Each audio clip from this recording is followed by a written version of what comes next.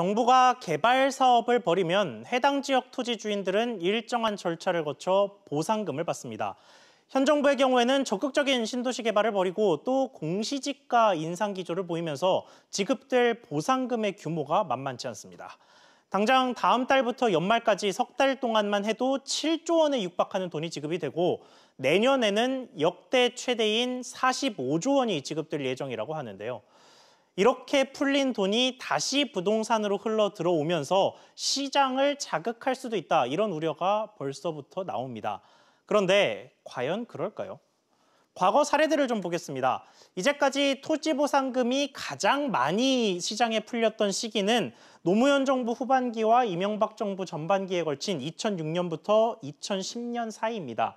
이 기간 동안 매년 평균 27조 5천억 원이 보상금으로 지급됐습니다. 그러면 이 같은 시기 동안 집값의 흐름은 어땠을까요?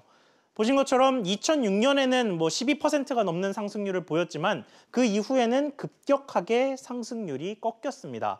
이외에도 땅값도 보시는 것처럼 그렇게 흐름이 크게 다르지는 않았습니다. 심지어 2008년에는 마이너스를 기록하기도 했었고요.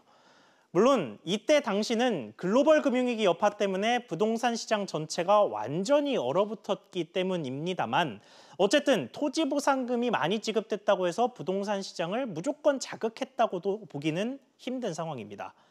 자, 다만 개발하는 인근 지역의 땅값은 확실히 영향을 받았습니다. 2000년대 중반 대표적인 개발 사업이었던 세종시를 예로 들어보면 2004년부터 2006년 사이 충남 연기군의 땅값은 보시는 것처럼 70% 넘게 폭등했습니다. 당시 전국 평균인 15%대 상승률보다 훨씬 높죠.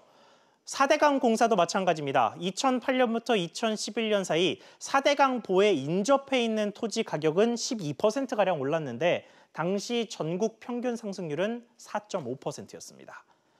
자, 다만 최근 꿈틀거리기 시작한 부동산 상황을 감안했을 때 막대한 보상금이 시장을 자극할 것이란 전망은 충분히 가능성이 있어 보입니다.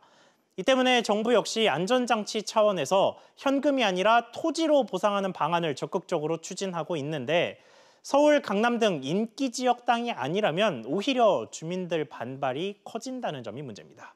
앵커 리포트였습니다.